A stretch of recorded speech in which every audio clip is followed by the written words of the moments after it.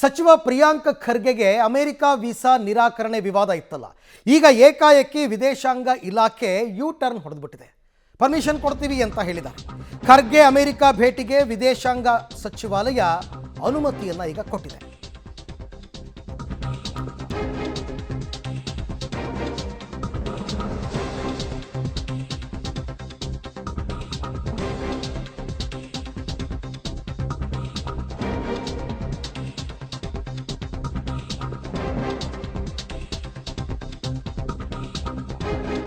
Priyank Kharge America visa ನಿರಾಕರಣೆ ವಿವಾದ ಇದೆಯಲ್ಲ, ಈಗ ಯೂ ಟರ್ನ್ ಹೊಡೆದಿದ್ದಾರೆ ವಿದೇಶಾಂಗ ಸಚಿವಾಲಯದ ಅಧಿಕಾರಿಗಳು.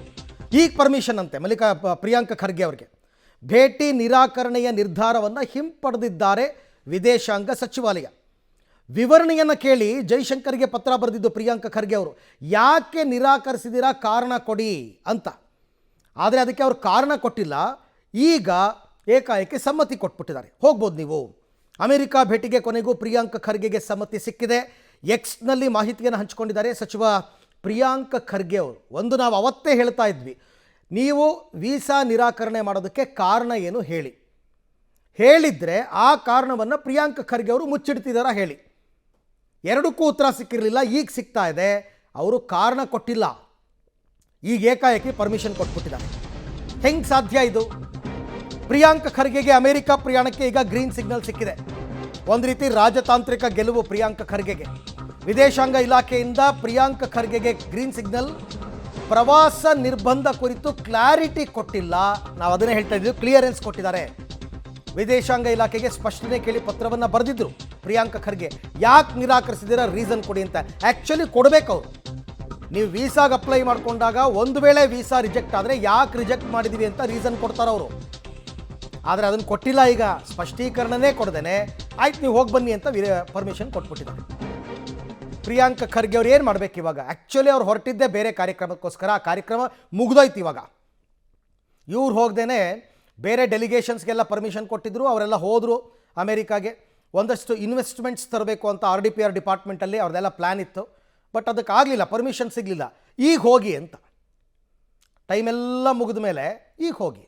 ಅದಕ್ಕೆ ಅವರು ಅವತ್ತು ಹೇಳಿದರು, ನಾವೇನಲ್ಲಿ ಆಟ ಆಡೋಕ್ಕೆ ಹೋಗ್ತಿರಲಿಲ್ಲ, ನಮ್ಮದ ರಾಜ್ಯದ ಯಶಸ್ಸನ್ನು ಕೇಂದ್ರ ಸಹಿಸೋದಕ್ಕಾಗ್ತಿರಲಿಲ್ಲ ಅಂತ. ಈ ಬಗ್ಗೆ ಮತ್ತಷ್ಟು ಮಾಹಿತಿ ನನ್ನ ಕೊಲೀಗ್ ಸುಕೇಶ್ ಅವರಿಂದ ಪಡ್ಕೊಳ್ಳೋಣ. ಸುಕೇಶ್, ಈಗ ಕ್ಲಿಯರೆನ್ಸ್ ಸಿಕ್ಕಿದೆ ಪ್ರಿಯಾಂಕ್ ಖರ್ಗೆ ಅವರಿಗೆ ಅಮೇರಿಕಾಗೆ ಹೋಗೋದಕ್ಕೆ. ಕಾರಣ ಕೇಳಿದರು, ಯಾಕೆ ರಿಜೆಕ್ಟ್ ಆಗಿತ್ತು ಅಂತ. ಕಾರಣ ಏನಾದರೂ ಕೊಟ್ಟಿದ್ದಾರಾ ಇಲ್ವಾ? ಈ ಬಗ್ಗೆ ಪ್ರಿಯಾಂಕ್ ಖರ್ಗೆ ಏನಾದರೂ ರಿಯಾಕ್ಟ್ ಮಾಡಿದ್ರಾ ಅಂತ? ಅಧಿಕೃತವಾಗಿ ಇದುವರೆಗೂ ಕೂಡ ಪ್ರಿಯಾಂಕ್ ಅವರು ರಿಯಾಕ್ಟ್ ಮಾಡಿಲ್ಲ. ಆದ್ರೆ ಅವರು ಎಕ್ಸ್ನಲ್ಲಿ ಮಾಹಿತಿಯನ್ನು ಹಂಚಿಕೊಂಡಿದ್ದಾರೆ.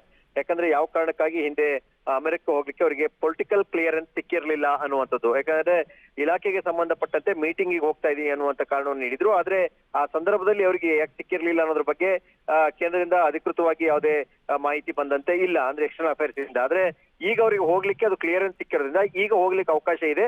ಅವ್ರು ಹೋಗ್ತಾರಾ ಅಥವಾ ಮುಂದೂಡಲಾಗಿದ್ದ ಮೀಟಿಂಗು ಅಥವಾ ಏನು ಅನ್ನೋದು ಕೂಡ ಅವ್ರೀಗ ಸ್ಪಷ್ಟಪಡಿಸಬೇಕಾಗುತ್ತೆ. ಅರವಿಂದ್, ಆದ್ರೆ ಡೆಲಿಗೇಷನ್ಸ್ಗೆಲ್ಲ ಪರ್ಮಿಷನ್ ಸಿಕ್ಕಿತ್ತು, ಅವರೆಲ್ಲ ಹೋಗಿದ್ರು. ಆ ಕಾರ್ಯಕ್ರಮ ಕೂಡ ಮುಗಿದಿರ್ಬೇಕು ನನ್ನ ಪ್ರಕಾರ RDPR ಡಿಪಾರ್ಟ್ಮೆಂಟ್ದು.